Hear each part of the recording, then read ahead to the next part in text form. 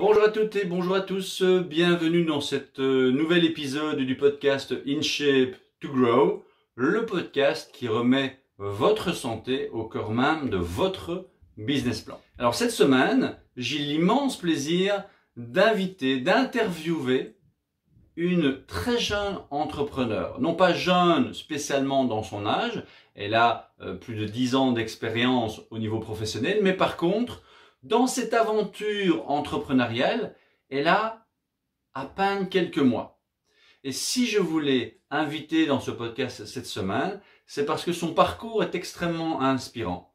Parce que le message qu'elle veut faire passer à travers sa chaîne YouTube, à travers ses cours de yoga et surtout à travers son expérience et son expertise de la méthode Wim Hof m'a tout simplement bluffé.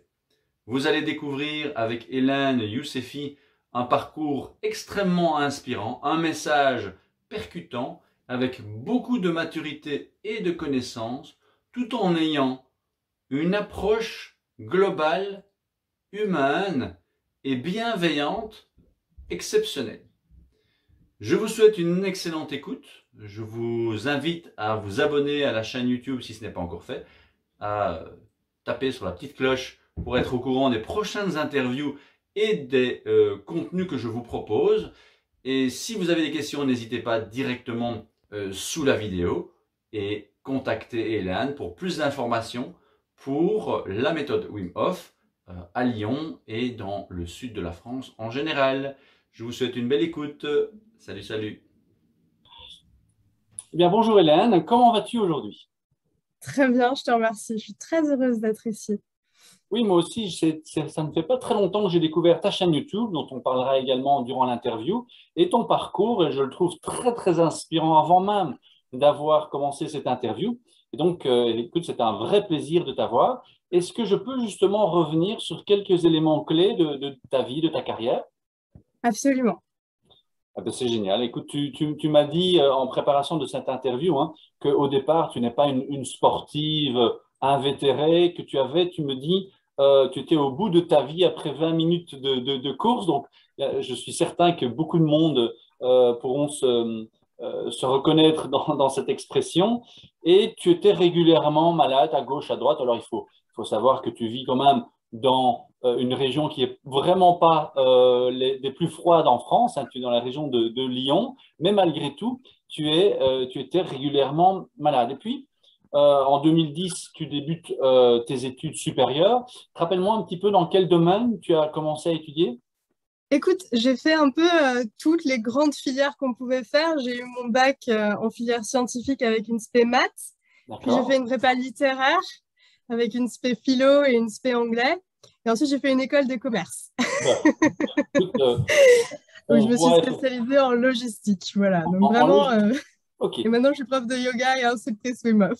C'est ça, on va le découvrir et c'est vrai que ton parcours est très interpellant. Donc en 2010, tu débutes tes études et tu deviens cadre dynamique dans une entreprise.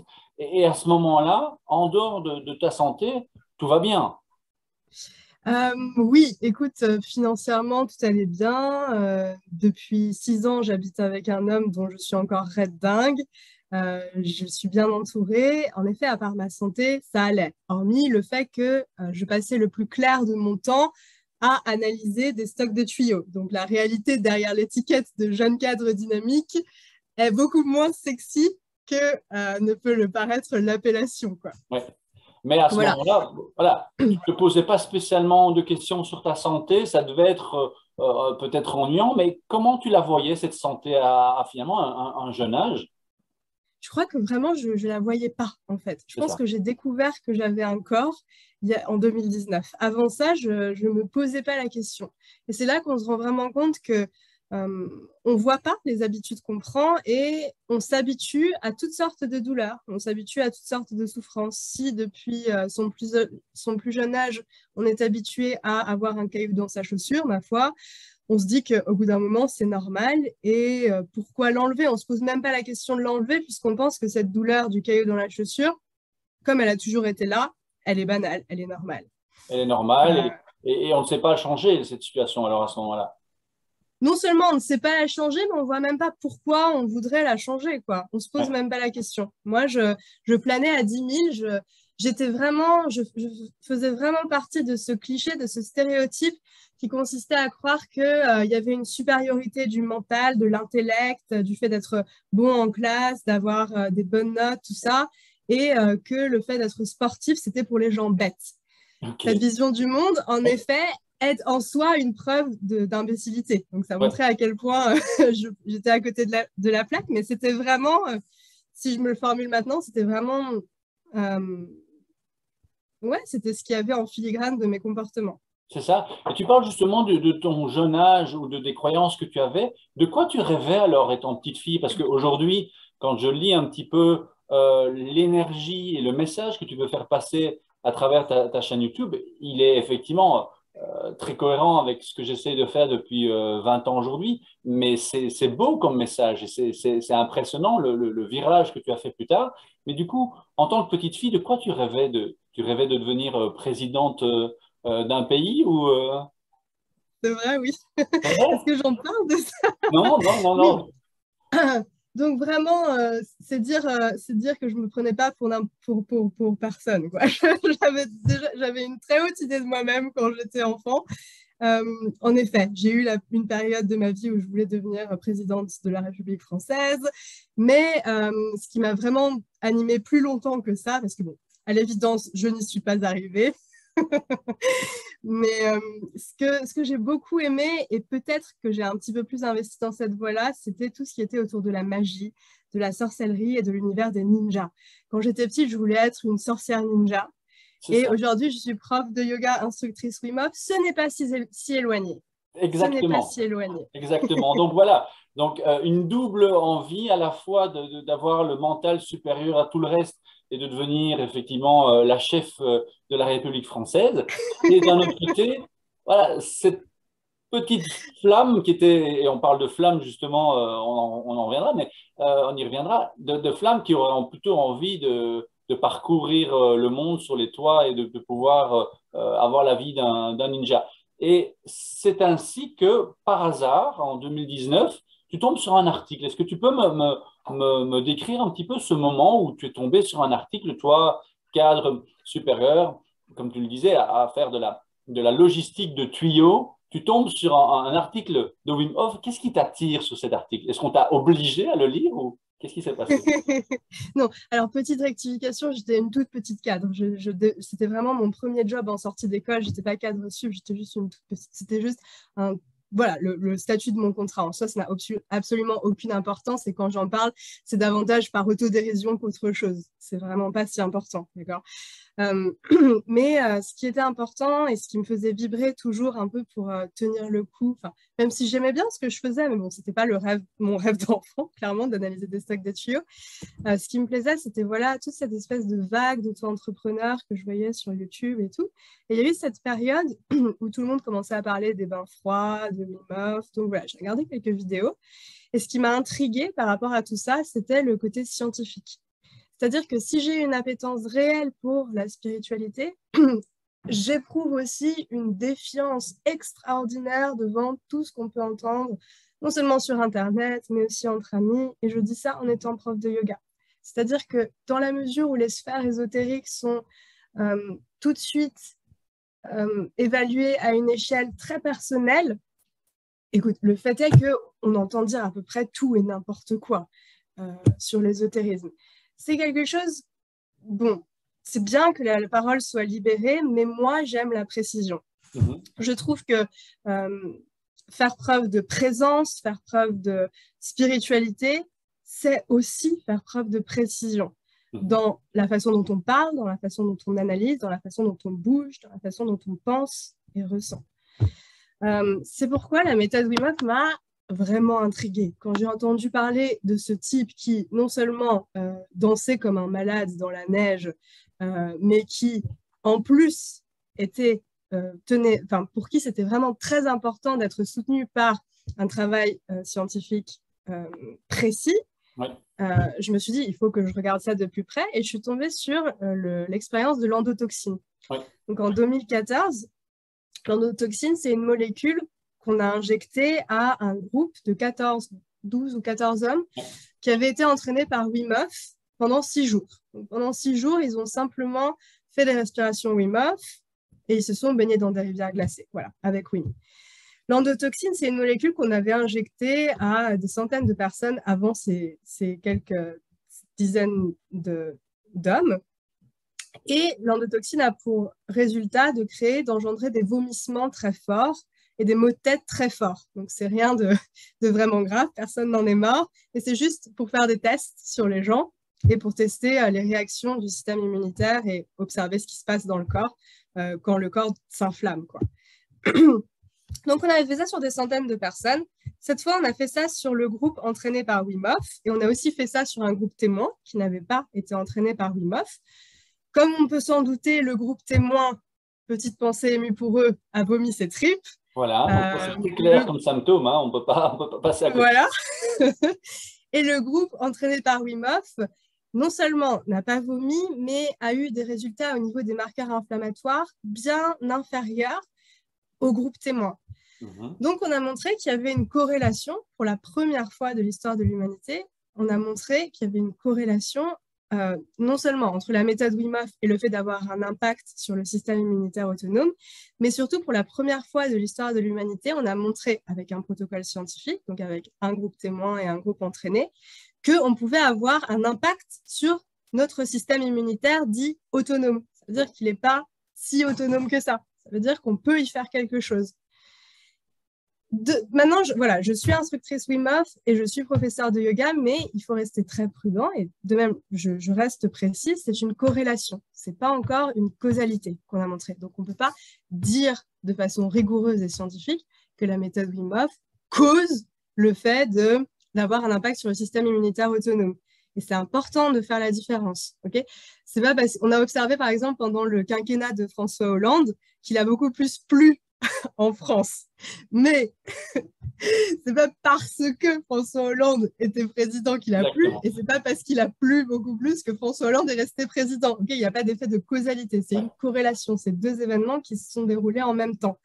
Donc voilà, donc je tiens à cette précision, à être claire sur le fait que on en est au début, les résultats sont extrêmement encourageants et c'est fou de voir la réticence des communautés scientifiques à investiguer la question encore plus. Donc, il est clair qu'on peut se poser les questions des lobbies pharmaceutiques derrière parce que oui, si les gens apprennent à réguler leur système immunitaire autonome seuls, waouh, ça va faire perdre beaucoup d'argent potentiellement à beaucoup d'industries autour de la santé des pharmaceutiques.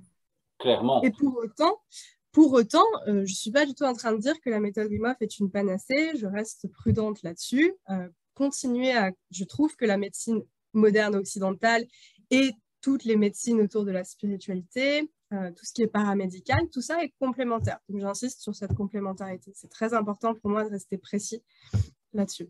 Précis parce que justement, comme tu le dis, on a des données dans les deux sphères, que ce soit de la science, qui parfois est un peu, on le sait, au niveau des études scientifiques, ça peut toujours être un petit peu amélioré pour avoir les résultats que l'on cherche. Et de l'autre côté, on sait que l'ésotérisme, effectivement, est de plus en plus étudié, que même au niveau du yoga, on a des études qui montrent certains paramètres intéressants au niveau de la pratique régulière du yoga. Yoga que tu as commencé quelques années justement avant de tomber sur cet article de Wim Hof, mais jusque-là, tu me dis, devant ta télé. Donc, tu étais vraiment, avant 2019 et cette révélation, tu étais vraiment derrière ton PC à faire des calculs. De temps en temps, tu sortais de ton bureau pour faire un peu de yoga. Je caricature, évidemment. Mais tu me dis en préparation de cette interview que ça a vraiment été une révélation. Une fois que tu as vu ces études scientifiques sur les endotoxines, il n'a pas fallu que tu gamberges et que tu fasses du brainstorming pendant 3 semaines. Tu t'es dit, là, il y a un truc. Oui, parce que malgré toutes les pincettes que je prends, parce que maintenant je suis chez Innerfire et voilà, ce que je constate que ma parole a de plus en plus d'impact chez les gens qui l'écoutent, donc je fais attention à ce que je dis. Malgré les pincettes que je prends, j'ai ressenti une profonde indignation à la lecture du protocole et du paper study sur l'endotoxine. J'ai trouvé ça littéralement indigne que ce soit si peu connu. Quand moi-même, j'ai tout de suite testé la méthode de respiration qu'au bout de 3 semaines, j'ai vu que tout ce qui était asthme profond et sévère, dont je souffrais moi-même depuis 6 ans, était pratiquement éradiqué, que j'étais extrêmement frileuse et qu'en 3 semaines seulement, je suis devenue moins frileuse que 80% de la population mondiale, je me suis dit, c'est quand même grave que ce soit si peu connu. C'est incroyable. Si moi, ça peut bouleverser ma vie autant, alors que voilà, j'évolue dans un cadre favorisé, tout va bien dans ma vie, enfin, c'est OK. OK, je tousse, mais ça va, quoi. J'ai une belle vie. Mais il y a plein de gens qui pourraient en bénéficier et à des degrés mais monstrueux, quoi. Et il faut que ça se sache. Oui, parce que la certification de Wim Hof est très précise. Tu vas le dire dans un instant. Tu as dû passer par d'abord 2 ans d'enseignement pour pouvoir apprendre les bases et pour pouvoir devenir instructrice avec le temps. Mais à l'inverse, la pratique de la méthode en 3 semaines ne t'a pas demandé une maîtrise de formules magiques comme les ninjas tout à l'heure auraient besoin pour faire des parcours extraordinaires. Non, c'est abordable pour tout le monde. Complètement. La méthode Wim Hof est une méthode simple, mais difficile. Donc, on peut faire la différence entre ce qui est simple et difficile. Par exemple, prendre une douche froide, il y a 2 étapes. On va dans sa baignoire, on met le pommeau d'eau sur froid et on va sous la douche froide. C'est simple, il n'y a que 2 étapes. Par exemple, résoudre un Rubik's Cube, c'est un peu plus complexe. Il y a plusieurs algorithmes à connaître, mais pour quelqu'un qui connaît les algorithmes et qui a un petit peu de capacité analytique, c'est facile. Il suffit de connaître les algorithmes et d'appliquer selon les couleurs qu'on a en face de soi. Donc, c'est complexe un Rubik's Cube, mais ça peut être facile une fois qu'on connaît les algorithmes. Prendre une douche froide, c'est simple, c'est pas complexe, 2 étapes, mais mettre le pommeau d'eau sur le froid et aller sous le froid, c'est difficile parce que mentalement, on choisit de faire le choix de l'inconfort. Donc, la méthode Wim Hof, en effet, c'est une méthode simple, donc qui n'a rien de complexe. En quelques heures seulement, vous allez voir un instructeur Wim Hof et ce n'est pas au bout de 35 ans de pratique, peut-être que vous arriverez en haut de la montagne et si vous arrivez à cueillir la fleur qui ne pousse qu'en haut de cette montagne, vous serez sacré ninja et vous atteindrez peut-être l'illumination avec 30 ans de plus. Non, c'est pas ça. Au bout de 4 heures, vous allez voir un instructeur Wim Hof, vous pouvez prendre un bain glacé. C'est fini, 4 heures, quoi. Même pas.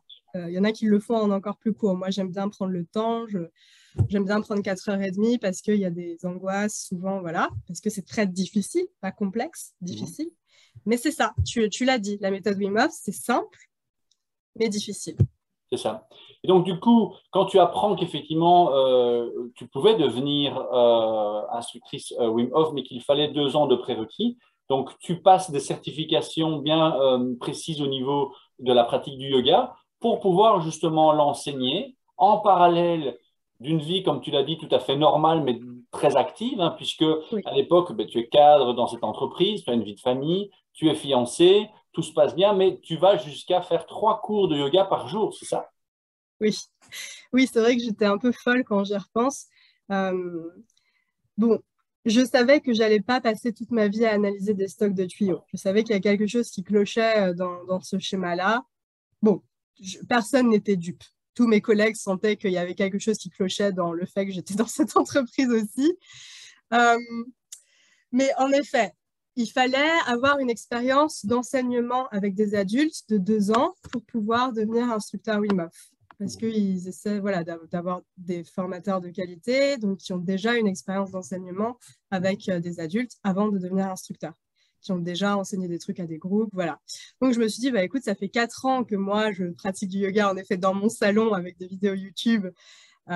Donc, ça m'a quand même donné de bonnes bases. C'est ça qui m'a permis de commencer à prendre conscience de mon corps, à savoir où était ma gauche et ma droite, ce qui est assez utile quand on veut traverser la rue.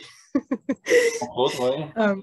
Voilà. Mais bon, clairement, ce n'était pas suffisant pour devenir prof de yoga et pour m'assurer que ce serait quelque chose qui me plaisait. Donc, comme moi, j'ai un caractère un peu de feu follet et fougueux, mon fiancé, qui est beaucoup plus calme, m'a dit « Hélène, va d'abord dans un studio et vois si ça te plaît. » Bon, je me suis résolue à l'écouter. Je me suis inscrite dans un studio très rapidement et puis j'y suis allée tous les jours. direct, tous les jours. Et j'ai vu que mes 4 ans de yoga devant mes vidéos YouTube, finalement, m'avaient pas mal servi et que j'arrivais bien à suivre tout ce qui se passait, que je comprenais bien. J'ai eu d'excellents professeurs qui m'ont fait progresser très vite. Et je me suis dit, c'est bon, oui, ça me plaît, le yoga en studio. Je vais devenir prof, je vais m'inscrire dans un ashram. J'ai tout de suite cherché une formation. Voilà. Moi, je voulais aller à la source, savoir. Donc, pour moi, aller à la source, c'est pas forcément aller en Inde. Beaucoup de gens vont à Rishikesh, mais Rishikesh, pour moi, de ce que j'en comprends, c'est un peu le Disneyland Yogi. Aujourd'hui, c'est devenu très commercial. Moi, ce qui m'importait, c'était que la formation en elle-même soit classique. Mes professeurs ont suivi toute leur scolarité dans des ashrams yogiques en Inde. Donc, ils ont fait tout leur parcours scolaire depuis leur enfance dans des écoles yogiques. Okay. Et en effet, la formation que j'ai suivie était elle était franchement difficile. Il fallait se lever à 5 heures tous les matins. On avait le même emploi du temps de 5 heures à 21h30 tous les jours, avec une pause le dimanche, un examen à la fin. Il y avait de la pratique, comment enseigner. Il y avait l'anatomie, la philosophie yogique. Donc, c'était très complet. Et ça a complètement changé ma vie. Et en effet, en revenant de cette expérience à la vie normale, je disais métamorphosée. J'avais beaucoup plus de place dans ma tête pour mettre à bien mes projets, pour comprendre ce qu'il y avait vraiment dans mon cœur, ce que mon souffle désirait vraiment. Et à partir de mon retour, oui, ma pratique de yoga s'est intensifiée à un niveau extraordinaire. Et il arrivait qu'en plus de ma vie d'employé de bureau qui analysait des stocks de tuyaux tous les jours, en plus d'être la femme de mon homme et l'amie de mes amis et la fille de mes parents, je m'octroyais parfois jusqu'à 3 cours de yoga par jour dans le studio où j'allais. Donc, c'était un rythme assez effréné. Ouais. Tiens, j'ai une question qui me vient à l'instant. Dans cette période, parce qu'après, tu vas quitter cette entreprise, mais durant cette période où tu es sorti de l'ashram et tu as pratiqué le yoga de manière intensive, mais tu continues à travailler dans cette entreprise, est-ce que la pratique du yoga t'a aidé à être plus efficace devant ton ordinateur ou est-ce que les projets d'évasion prenaient le dessus et finalement tu rêvassais devant ton ordinateur et tu ne rêvais plus que de tes postures en yoga? Cette période entre les deux, comment tu l'as vécue? C'était difficile parce que d'une part, j'étais junior et je commençais à mieux comprendre mon job. Donc, je faisais des progrès d'efficacité. J'angoissais beaucoup moins que ce que je pouvais angoisser au début quand je suis arrivée en entreprise et que j'ai été formée sur un poste par une femme qui était là depuis 15 ans et qui m'a formée en 6 jours, littéralement, avant de partir, avec l'essentiel de pas écrit, quoi, l'essentiel des protocoles et de tout son savoir qui est parti avec elle, en fait. Donc, les premiers mois, c'était très difficile. Et au retour du ashram, je commençais à mieux comprendre. J'avais mis au point mes propres protocoles et tout. Donc, j'étais beaucoup plus efficace. Mais le fait de me rapprocher de plus en plus de ce qu'il y avait dans mon cœur me rendait un peu le quotidien devant mon PC et mes fichiers Excel. C'est-à-dire que je pouvais de moins en moins me voiler la face et voir qu'il y avait un problème, qu'il n'y avait pas le sens que j'aurais voulu derrière tout ça. Même si mes collègues étaient globalement très sympas, ma chef c'est quelqu'un pour qui j'ai encore énormément de tendresse, mon équipe aussi. Mais c'était de plus en plus difficile mentalement de supporter l'espèce de vide qu'il pouvait y avoir au bureau, d'autant plus que ma pratique s'intensifiait, quoi. Ça, c'est clair. Et du coup, est-ce que tu te souviens du moment où tu as pris cette décision ou est-ce que c'est venu petit à petit en te disant non, là, je dois faire le grand saut et je dois quitter ce job qui ne me convient plus et passer à autre chose? En fait, il y a eu plein de choses qui ont joué. Clairement, je savais que je n'allais pas faire ça toute ma vie. De toute façon, aujourd'hui, les jeunes, quand ils entrent après leur école dans une entreprise, ils savent qu'ils ne vont pas y rester longtemps, sauf s'ils sont augmentés beaucoup. Enfin, voilà, la jeunesse est très volatile, sauf si elle est fidélisée. J'avais beaucoup de tendresse pour mes collègues, mais ça ne faisait pas tout. Ça ne faisait pas tout. Et puis, il y a eu la pandémie. J'avais déjà le projet un peu de côté. Je m'intéressais déjà à l'auto-entrepreneuriat, au développement personnel, ce genre de choses. Donc, j'avais déjà le projet de monter mon truc. Là, j'avais ma certif de yoga, tout ça. mais je ne savais pas exactement quand ça allait arriver.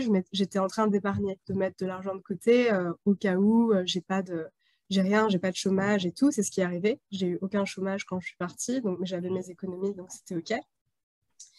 Euh, et puis, il y a eu la pandémie et en fait, la situation s'est aggravée au bureau. Euh, la direction a changé et l'ambiance a changé. Tout le monde était vraiment, je veux dire, il y a eu une tristesse qui s'est installée dans les locaux, il y a eu des licenciements et d'une façon tellement bureaucratique, tellement froide.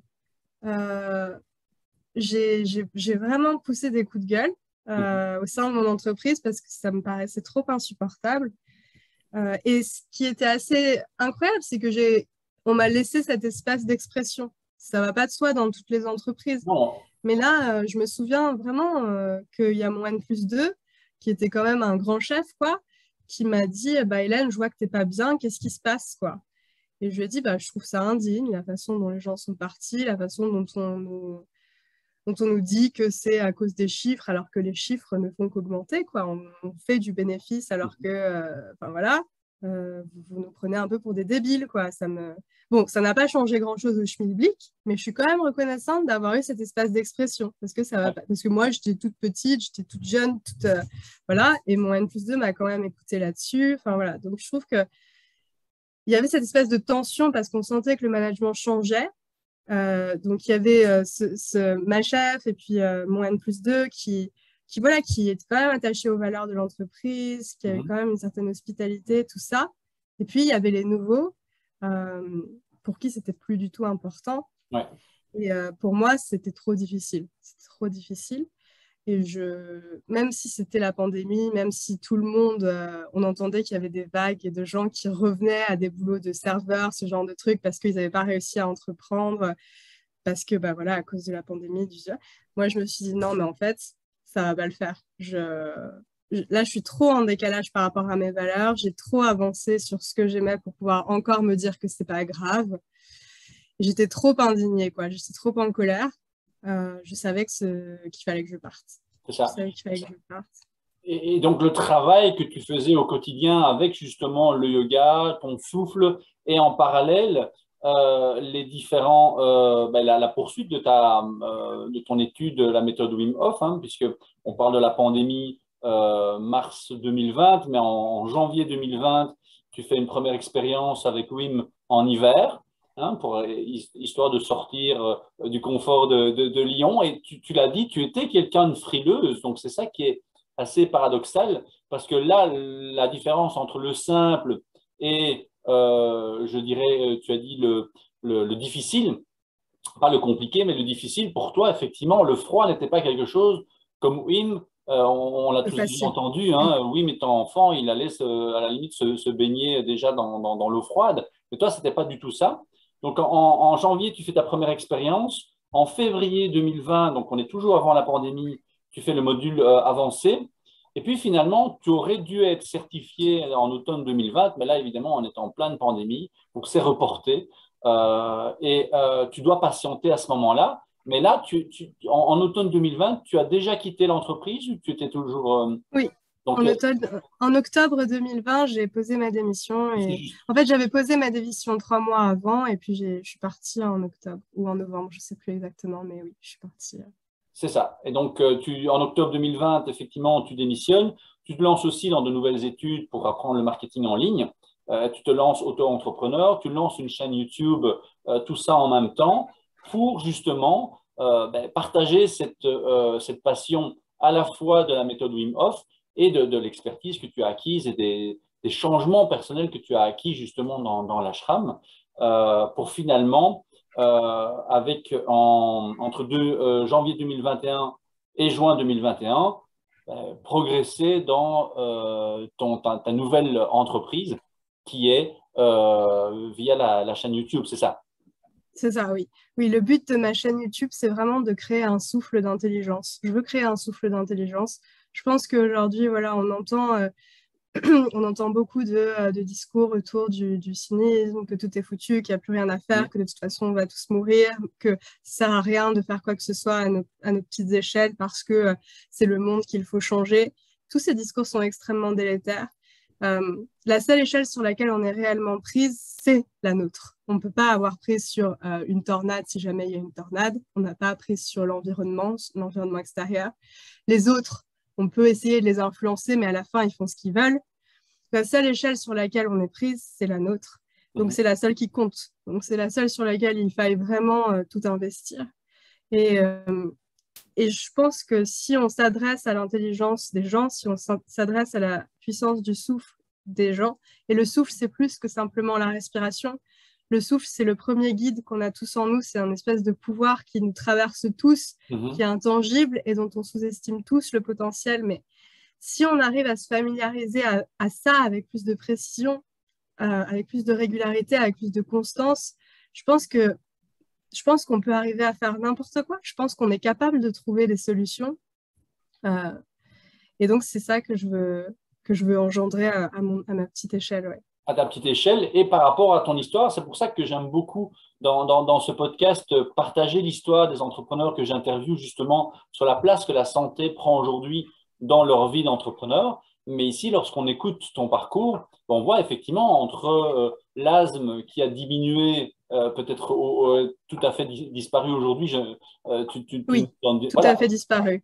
Tout à fait disparu, avec une enfance qui n'a jamais été très physique, spécialement. On ne peut pas dire que tu es tombé dans la marmite du bien-être étant petite, tu étais plutôt vraiment sur le mental, mais ce mental, grâce à cette expérience personnelle, tu as réussi à le suivre plus vers ce qui te nourrissait de l'intérieur, plus que l'influence de l'environnement, en suivant justement ta voie, alors que tu avais un poste, comme tu le disais, tu étais junior, mais tu progressais. Donc, quelque part, même si ce n'était pas un poste de junior à l'Élysée, c'était quand même une réussite. Il n'y avait rien familial, au niveau familial, au niveau personnel, au niveau tout. Et là, grâce à ce travail du souffle dont tu parles, ta propre expérience en est la preuve. Et donc, tu parles à la fois de la manière d'y arriver et à la fois de l'expérience. Et du coup, en septembre 2021, tu as cette fameuse certification avec WIM en Pologne. Et en octobre, et ça j'avais vu effectivement, c'est comme ça que j'ai découvert ton travail à travers justement les différents groupes de Wim Hof. J'ai vu que tu proposais tes premiers ateliers justement de découverte de la méthode Wim Hof à Lyon. Et à l'avenir, tu as justement un premier week-end en décembre, justement dans les Ardèches, concernant ton travail et la méthode Wim Hof. Est-ce que tu peux nous en parler un petit peu? Oui, bien sûr, oui. Donc, j'ai déjà organisé quelques ateliers. La certification est toute récente, elle date d'il y a 2 mois seulement.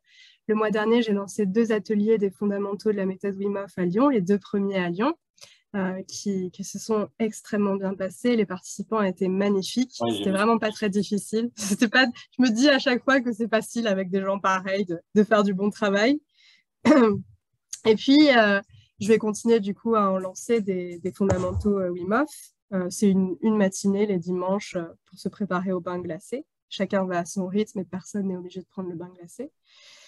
Et en effet, j'ai lancé mon premier week-end Wim Hof en Ardèche les 4 et 5 décembre, je crois, enfin, le premier week-end de décembre. Et il y a déjà 10 places qui se sont vendues, il en reste 5. C'est incroyable. Qu'est-ce que je peux en dire? Ce sera un week-end où je souhaite familiariser les gens avec la puissance de leur souffle. 4 heures, c'est bien pour commencer sur un fondamental, mais un week-end, on peut aller beaucoup plus en profondeur. Et pour moi, ce qui est important, c'est de comprendre qu'on s'en fiche de pouvoir retenir son souffle 3 minutes 40 ou 6 minutes. Ok, le jour où tu arriveras à retenir ton souffle 6 minutes, tu arriveras à retenir ton souffle 6 minutes. Et après, est-ce que c'est ça le but de ta vie? Est-ce que vraiment ça va faire de toi quelqu'un de meilleur ou quoi? Je sais pas, peut-être. Mais je pense que c'est une conséquence. C'est comme le yoga, on pratique le yoga et c'est du bonus d'avoir un beau corps, d'avoir une belle peau, d'être jolie et d'être musclé. C'est du bonus. Mais le vrai truc, c'est l'amour. c'est de devenir un soutien pour soi-même, de devoir devenir un soutien pour les autres. Tu disais que, en effet, j'ai absolument pas baigné dans un environnement physique de mon enfance. Donc, quand j'étais petite, vraiment, c'est une vraie histoire. Il y avait en sport, il y avait des exercices normaux pour tout le monde, et il y avait des exercices spéciaux pour moi. Tellement j'étais nulle, tellement j'étais nulle. Ouais. Donc vraiment, je pense que si mes profs de sport voyaient ce dont je suis capable aujourd'hui, ils tomberaient dans les pommes, quoi. Et comme quoi, effectivement, en tant qu'entrepreneur, puisque c'est vraiment aux entrepreneurs que nous nous adressons aujourd'hui, la santé, comme tu le dis, te permet, ou en tout cas ta transformation t'a permis de vraiment ressentir ce qui te faisait vibrer. Et donc, comme tu le dis, l'amour que tu as pour toi, le soutien que tu as pour toi, et je ne sais pas combien de fois plus important qu'à l'époque où tu faisais du bon travail, mais derrière un ordinateur, qui n'était pas ta place. Mais si je reviens un peu sur ces 3, 4, 6 minutes, pour ceux qui ne connaissent pas suffisamment bien la méthode, ça n'est pas une recherche de performance, c'est que derrière, il y a une résilience, il y a une flexibilité du corps qui est améliorée. Et donc, ça n'est pas une recherche de performance juste pour la performance, mais que derrière, c'est un corps plus fort. Et surtout un corps plus serein, je pense. La méthode Wim Hof, en effet, c'est très bien. Il y a plein de sportifs qui l'utilisent pour améliorer leur performance et c'est génial. Parce qu'en effet, les sportifs ne savent pas non plus, même si c'est censé être des athlètes top niveau, ils ne savent pas qu'ils peuvent faire encore mieux en créant, juste en respirant un peu plus, en créant plus d'ATP avec leur souffle, ils ne savent pas. Et quand ils apprennent ça, waouh, bah, ça fait encore mieux que ce qu'ils pensaient. Très bien, super, ok. Mais moi, la façon dont j'aborde la méthode Wim Hof, c'est ça permet de donner des outils pour prendre les bains glacés littéralement, pour pouvoir prendre des bains glacés de façon métaphorique dans la vie. Dans la vie, qu'est-ce qui se passe? Il y a toujours du chaos.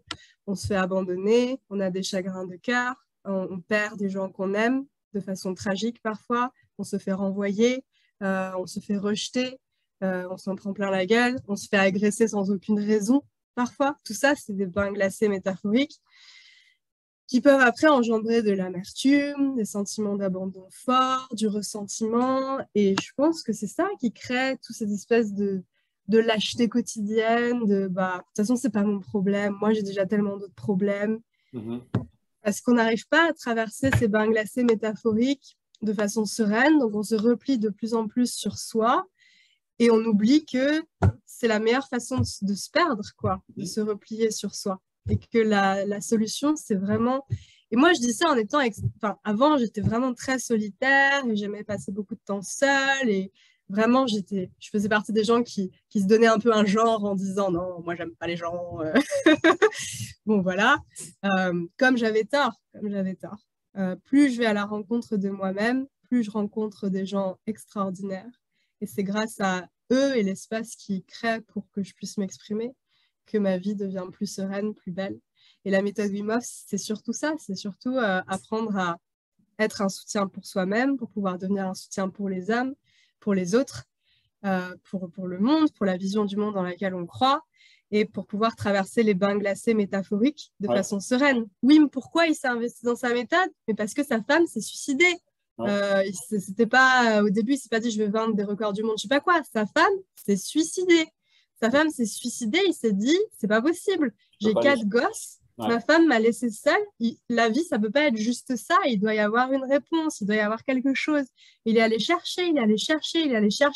Mais Wim, il n'en avait rien à faire d'être dans les Guinness de records.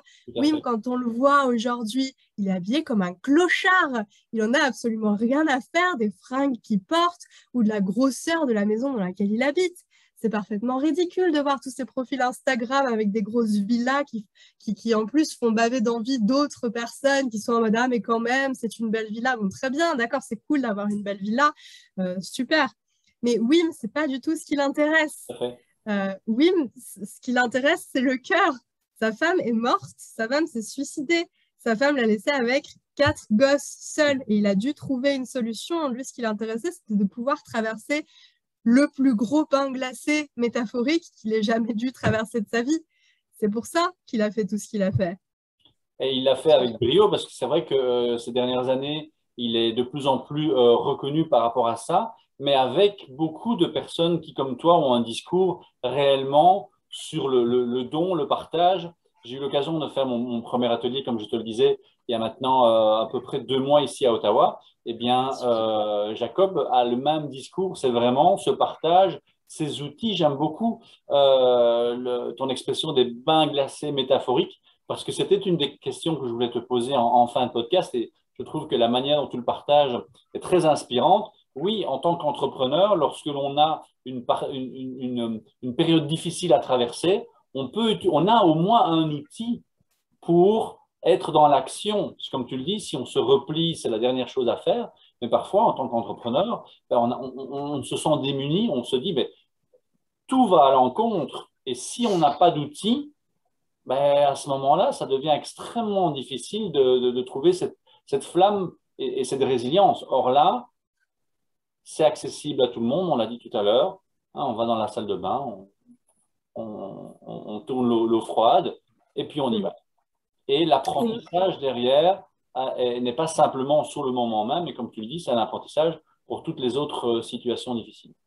Oui, et même avant cette étape qui consiste à aller sous l'eau froide, il y a des moments où on est tellement plus bactère que même ça, c'est trop difficile. Par contre, ce qui est toujours accessible, même quand on est à 36 pieds sous terre, c'est son souffle. Parce que, OK, il y a le froid dans la méthode Wim Hof, c'est le plus visuel, c'est le plus sensationnel, c'est le plus instagrammable, c'est ce qui fait que tout le monde connaît la méthode, mais ce n'est pas le pilier essentiel. Il y a 3 piliers dans la méthode Wim Hof, celui du froid, que tout le monde connaît, celui du mental, donc choisir de faire quelque chose d'inconfortable pour cultiver plus de confort. Et le plus essentiel, ce que Wim n'arrête pas de dire, c'est le souffle. Breathe, motherfucker. Breathe.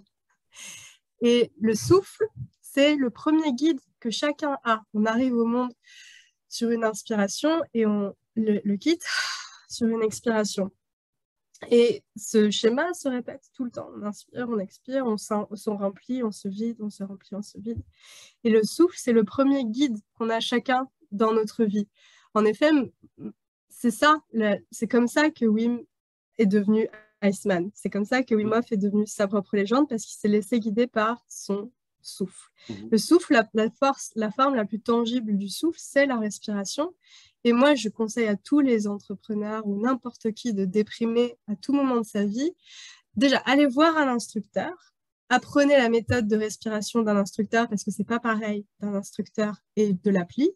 Mais si vous n'êtes pas encore sur le truc d'aller voir un instructeur, même trouvez votre appli, trouvez votre vidéo qui vous convient et faites la méthode de respiration à votre rythme. Vous n'êtes pas obligé de choisir le rythme qui vous a imposé dans la vidéo. Faites-le à votre rythme, avec l'intensité qui vous convient. Just breathe, respirez. Arrêtez de vous poser des questions et ressentez. Et le guide, le souffle dans la méthode, c'est le premier guide. Le froid, c'est le miroir. C'est le froid, quand on va dans le froid, il te dit « Ah, t'as plus mal, t'as besoin de plus d'attention dans ton épaule droite. T'as un peu plus mal dans tes cuisses, t'as un peu plus mal dans tes mains. » Il te dit là où il faut que tu respires.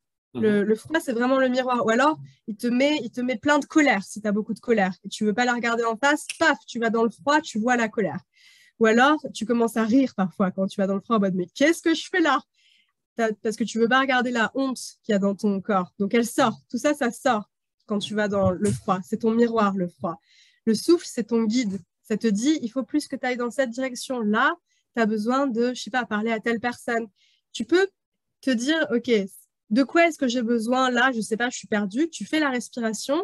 Et après, souvent, moi, il y a des réponses qui viennent de plus en plus vite. OK, là, je suis bloquée dans ma vie, je ne sais pas quoi faire. Je fais la respiration et après, paf, paf, c'est comme mon souffle me répond dans ma tête. Ça fait un peu schizo, mais le souffle, c'est vraiment le premier guide et pas juste, c'est pas une vue de l'esprit. Oui, tout à fait.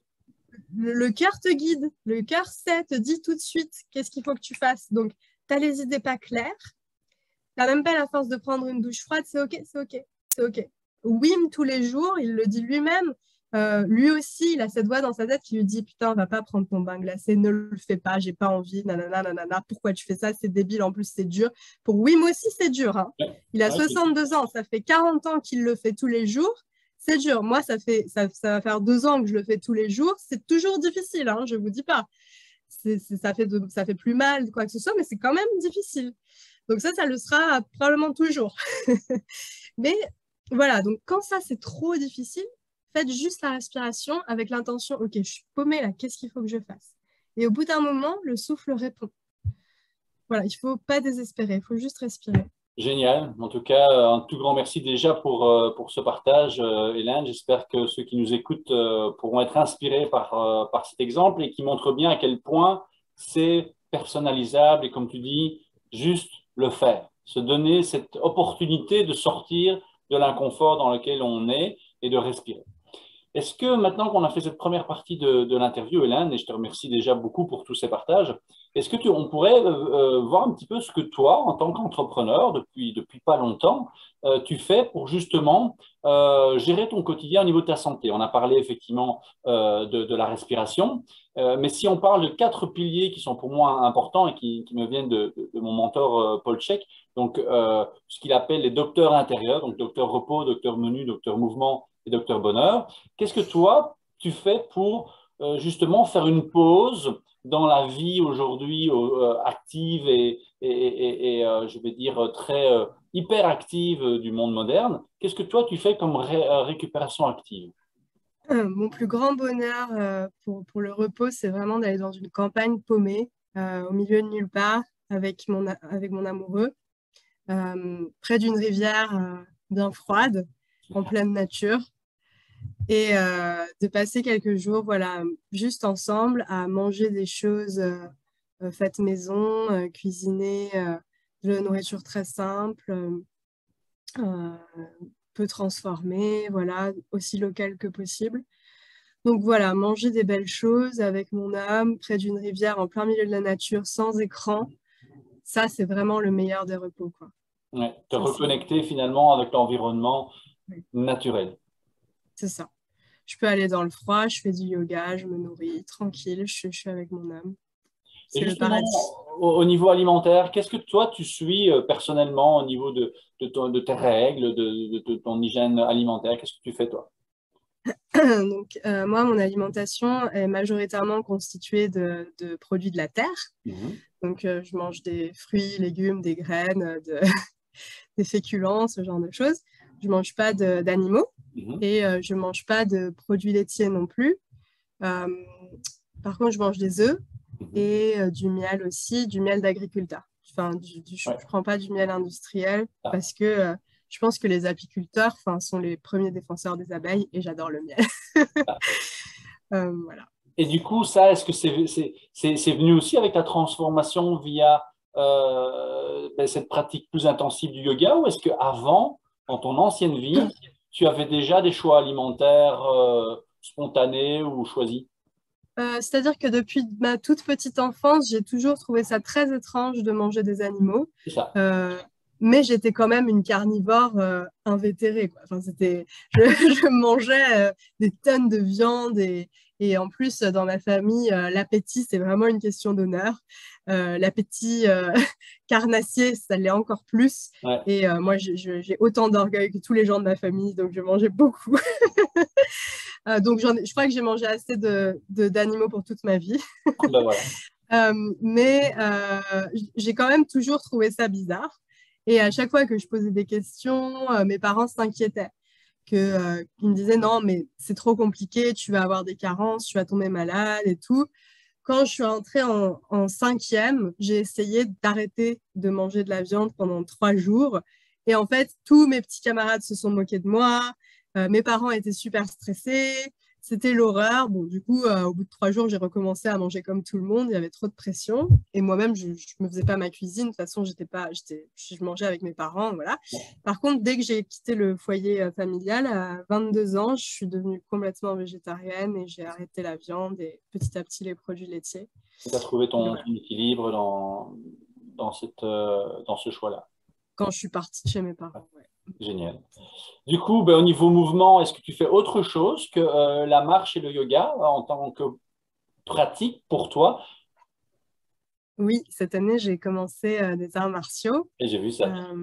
C'est magnifique. Donc, j'ai commencé le Systema, surtout grâce à ma communauté. Parce Ouais. que depuis que j'ai commencé les chaînes YouTube, il y a plein de gens qui m'ont envoyé des messages pour me demander si je connaissais le Systema. Donc, le Systema, c'est un art martial russe. Donc oui, les gens, je connais maintenant grâce à vous. Et l'idée, c'est d'utiliser les tensions de l'autre contre lui et de savoir changer les tensions dans ton corps à plein d'endroits pour simplement pouvoir jouer sur tes tensions et les tensions de l'autre et savoir répondre en absorbant les coups plutôt qu'en restant dur. Donc, il y a toute une philosophie pour la vie aussi qui est la même que dans le froid, quoi. Plus on se rapproche du froid et moins c'est difficile, plus on s'en éloigne et plus il frappe fort. C'est pareil dans le système, il faut aller trouver la juste distance entre toi et la personne qui s'en prend à toi, sentir ses tensions et les lui renvoyer. Donc moi, je suis vraiment un très jeune padawan et j'en suis absolument pas là, mais je m'amuse beaucoup. Donc je fais ça. Et j'ai commencé la boxe aussi avec mon coach Loïc Dia. Ça, c'est vraiment mental, c'est vraiment plus... je ne me fais aucune illusion sur mes prétentions de, de boxeuse professionnelle, mais c'est thérapeutique pour moi. Par exemple, mon coach, voilà, il m'a dit sur quoi est-ce que tu veux travailler. Donc moi, je lui ai dit, je veux travailler sur mes peurs, je veux avoir moins peur, quoi, de plein de choses. Et voilà, donc on se donne des coups, il m'en donne. Moi, je ne me suis jamais battue de ma vie, je n'avais jamais reçu des coups avant. Et il est très gentil, hein, mais pour moi, c'est déjà beaucoup ce qu'il me fait. Et il me dit, voilà, au premier cours, il me dit, voilà, je te frappe, je te frappe, je te frappe. Et toi, qu'est-ce que tu fais? Tu te paralyses et tu fais plus rien. Il me dit, ça veut dire que dans ta vie, c'est pareil. Dès que tu commences à recevoir des coups, tu t'arrêtes, tu t'arrêtes, tu t'arrêtes et tu te paralyses. Et je lui dis, c'est tout à fait vrai. C'est tout à fait vrai. Je suis paralysée dès qu'on s'en prend à moi dans ma vie. Il me dit, c'est pas possible, Hélène. Quand tu reçois des coups, il faut que tu continues à avancer, il faut que tu continues à en mettre et tout. Et ça m'a permis de remplir mon premier atelier fondamental Wim Hof, quoi. C'est vraiment grâce à ça parce que je me suis pris tellement devant, tellement devant. De plus en plus, je me prends des insultes, des remarques un peu gratuites, des pics, ce genre de choses. Et de plus en plus, je renvoie. De plus en plus, j'arrive à ne pas me paralyser et à continuer à avancer. Voilà, j'ai pas encore trouvé la juste distance, mais j'y travaille. À travers ta chaîne YouTube, le fait que tu sois de plus en plus visible, tu reçois de plus en plus de coups alors? Bien sûr, oui. Bien sûr, c'est parfaitement banal, ça. Ouais. Et c'est le signe que ça commence à devenir important, ce que je dis, quoi. C'est une bonne nouvelle.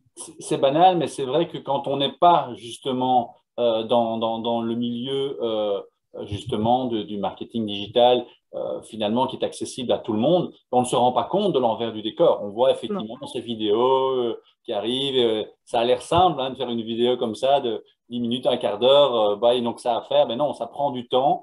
On les refait souvent. Ça demande une préparation et clairement, après, on ne reçoit pas toujours que des lauriers. Et donc, effectivement, c'est vraiment très intéressant ce que tu dis. Et si je comprends bien, tu deviens une vraie ninja. On est vraiment de plus en plus proche de ce que cette petite fille, étant toute jeune, rêvait, parce que tu parles de systéma, tu parles de prendre les coups. Donc, il y a aussi bien au niveau, parce que le ninja, oui, c'est pas uniquement un guerrier, hein, il y a beaucoup de travail sur le mental, et on voit que ta transformation ces 2 dernières années est vraiment impressionnante. Je te remercie beaucoup. Ouais. C'est vrai que quand je me retourne sur ce que j'ai pu faire ces 2 dernières années, je n'en reviens pas, quoi. C'est incroyable.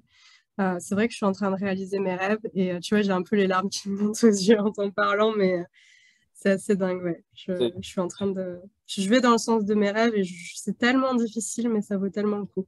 Tout à fait, tout à fait. Et donc, du coup, ton docteur Bonheur, tu le nourris tous les jours grâce à chaque action que tu fais un peu plus. Et qu'est-ce que tu aurais comme on va pas te demander de te révéler à 200% aujourd'hui, hein, mais quelle est ta prochaine grande étape en termes de réalisation personnelle? Donc, tu as ici un premier week-end dans les Ardèches, mais si tu te vois dans quelques années, comment tu vois un petit peu ta voix passer à travers ton travail? Qu'est-ce qui te fait le plus vibrer ou qu'est-ce qui pourrait te faire vibrer dans les prochaines années?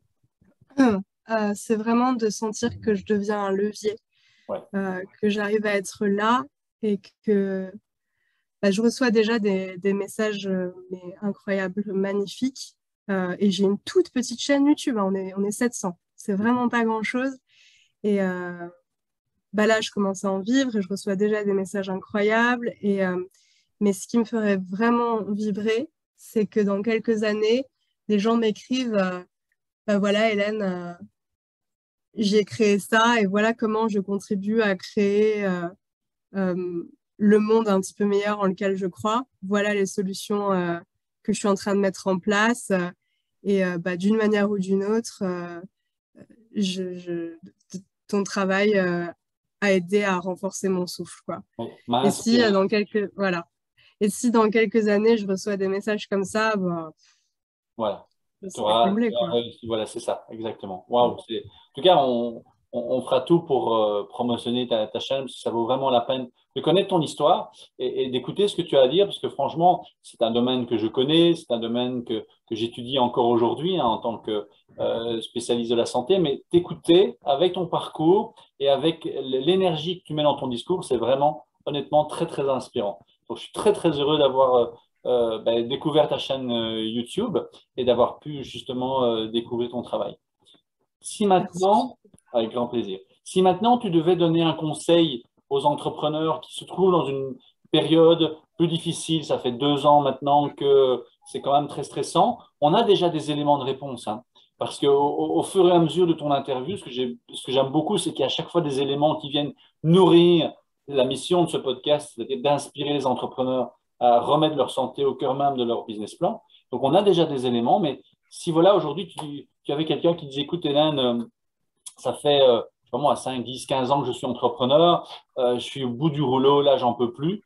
Quel est le conseil que tu pourrais lui donner ou...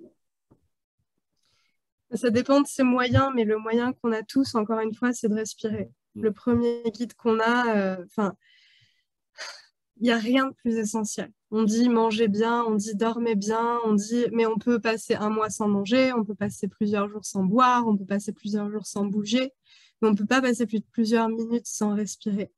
On est tous les deux convaincus. Maintenant, je vais faire l'avocat du diable. Je vais te dire, Vas-y. oui, mais ce serait trop facile. Hmm. Respirer, mais je respire tous les jours. Qu'est-ce que tu me conseilles Hmm. concrètement? Tu Et devais me dire, OK, cette... David, là maintenant tu fais ça pendant ouais. un mois, juste ça, et on se revoit dans un mois et tu me dis comment tu te sens. Okay. Bah, franchement, c'est d'appliquer la méthode Wim Hof tous les jours, mais la méthode Wim Hof, niveau... c'est quoi la vraie application de la méthode Wim Hof? C'est choisir une intention, respirer dans son intention, prendre sa douche avec son intention et ensuite faire ce qu'on a à faire. C'est-à-dire à ce moment de flemme où on doit choisir entre Netflix ou faire sa comptabilité, où on se dit non, je vais plutôt aller voir Netflix, bah là on se dit oh, qu'est-ce qui se passe? Non, là je vais juste prendre mon intention d'aller faire ma vaisselle ou faire ma compta, respirer, juste faire un cycle de respiration Wim Hof avec cette intention et ensuite aller faire ma compta. C'est ça. Et y aller petit à petit. Moi, j'ai commencé avec quelques secondes de douche froide, j'ai commencé avec quelques minutes de yoga il y a plusieurs années. D'avoir la routine que j'ai aujourd'hui, c'est impossible de commencer une telle routine comme ça. Moi, j'ai commencé avec 20 minutes de yoga par jour et j'ai commencé avec quelques minutes de douche froide par jour. Ouais, ce serait vraiment ça mon Okay. conseil. Donc, le matin, avoir cette intention-là, et chaque fois qu'on a une petite baisse de morale, faire une toute petite séquence de respiration et puis aller à son Faire ce qu'on a activité. à faire. Ouais. C'est ça. Et garder la foi en ce processus, parce que j'imagine que derrière les enseignements et ce que tu partages, c'est de se dire que oui, même si tout semble aller contre, en travaillant à son niveau avec le souffle, avec son intention, il faut se dire que chaque petit pas va nous rapprocher d'un meilleur. C'est ça qui est le plus difficile, c'est de se rendre compte que l'entrepreneuriat, c'est pas un sprint. Enfin, il y a des gens qui font ça sur YouTube et ils sont impressionnants et c'est ceux qu'on regarde le plus et qui nous font le plus rêver. Mais pour la plupart des gens, c'est pas un sprint. L'auto-entrepreneuriat, c'est une course d'endurance. Et ce qui compte, en effet, c'est de faire un petit peu chaque jour. Et moi, je suis la première des impatientes et je suis la première à désespérer de pas voir mon travail jaillir de succès en 3 secondes, quoi. Je suis du genre à poster quelque chose et à me dire pourquoi j'ai pas encore fait 500 ventes alors que ça fait 2 minutes que je l'ai posté. Voilà, donc, je suis extrêmement impatiente et en effet, euh, l'entourage, enfin, je sais que moi, ce qui m'aide énormément, c'est mon fiancé, quoi. Enfin, la façon dont il me soutient et dont il me dit calme-toi, ça fait 5 minutes que tu as fait ton poste, ça va aller. Reconcentre-toi sur tes objectifs de comportement et pas tes objectifs de résultat. Parce qu'on ne peut pas se concentrer sur des objectifs de résultat, c'est se concentrer sur quelque chose qu'on ne maîtrise pas. On ne peut pas maîtriser vraiment combien de personnes vont acheter, combien de personnes vont être intéressées, mais par contre, on peut maîtriser son comportement. On peut dire aujourd'hui, je vais faire ce que j'ai à faire de tout cœur, même si c'est que 3 actions, je les fais de tout cœur. Et ça aura l'impact que ça aura. Et moi, c'est à chaque fois que j'arrive à me recentrer sur les objectifs de comportement que j'ai les meilleurs résultats. Et dès que je commence à penser trop à l'argent et tout ça, bah, tout s'écroule. Donc, le plus important, c'est de rester centré sur son cœur, quoi. De rester centré sur son comportement. Courage, ça vient de cœur. Et c'est vraiment, pour moi, c'est possible de réussir en étant obsédé par les résultats. C'est carrément possible de faire du chiffre. C'est possible d'avoir une grosse villa, machin. Mais vraiment, vraiment, c'est ça qu'on veut aujourd'hui, avec tous les problèmes dont on parle tout le temps. C'est ça, vraiment, avoir une grosse voiture, une grosse villa et continuer à s'en foutre, à s'en battre les couilles. Enfin, je veux dire, là, il faut qu'on se réveille ensemble, qu'on travaille ensemble, qu'on unisse tous nos forces vers le monde un petit peu meilleur dans lequel on croit et qu'on le fasse, quoi. Clairement. Clairement, on partage cette vue de l'avenir. Hein. C'est pour ça que j'ai lancé ce podcast, de pouvoir permettre à chaque entrepreneur, en tout cas un maximum d'entrepreneurs, de se reconcentrer sur leur santé pour justement avoir une meilleure expression de leur passion. Parce que chaque entrepreneur va lancer un service ou une vente de quelque chose parce qu'il a envie de le faire. Et sinon, il pourrait rester employé ou il pourrait faire un autre choix. Et donc, je crois que ce que tu viens de dire est vraiment très, très important et très concret aussi, hein, de se dire, OK, parce que j'ai eu pendant plusieurs années, justement, cette situation d'entrepreneur vraiment au bout du rouleau. Et j'aurais aimé avoir quelqu'un, et j'en ai eu de manière beaucoup plus subtile, qui m'ont permis de garder cet espoir, cette confiance dans l'avenir, mais parfois avec un manque d'outils. Et là, tu viens de nous en donner un très, très concret, très intéressant, Hélène. Et je te remercie. Et puis, il y a certainement aussi plein de pépites sur ta chaîne YouTube. Donc, si les gens qui nous ont écoutés ont envie d'aller un peu plus loin et découvrir ce que tu proposes justement pour ce nouveau monde, où peut-on te trouver? Je mettrai les coordonnées dans les commentaires de cette vidéo, mais comment peut-on te retrouver sur les réseaux? La chaîne YouTube, c'est un très bon moyen de commencer. Donc, ça s'appelle Yoga avec Hélène, avec un L et un N, LN. Et pour les événements que j'organise, ils sont davantage sur le site d'Innerfire, donc le site wimhofmethod.com. Il suffit d'entrer. Je crois que quand on tape sur Google instructeur Wim Hof Hélène Yousefi, on me trouve. Ça s'écrit YOU2SEFI.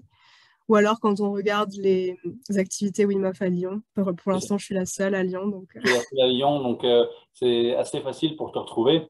Et je vais en parler au maximum avec mon réseau sur Lyon, parce que ça vaut vraiment la peine. Et donc, en tout cas, un tout grand merci, Hélène, pour ton temps, pour ta disponibilité, pour ta générosité avec tout ce que tu nous as partagé.